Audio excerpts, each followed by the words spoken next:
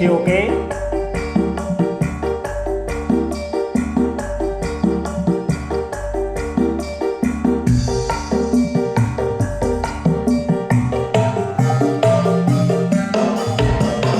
Tombol putih semua, empuk nih, masih merah marun.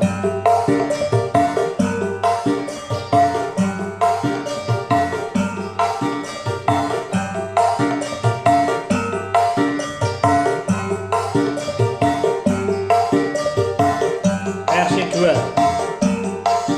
kita cek tut.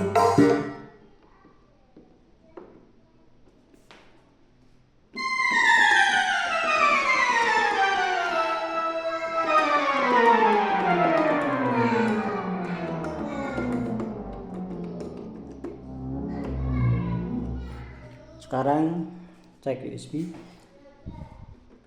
saya colokin, connect ya.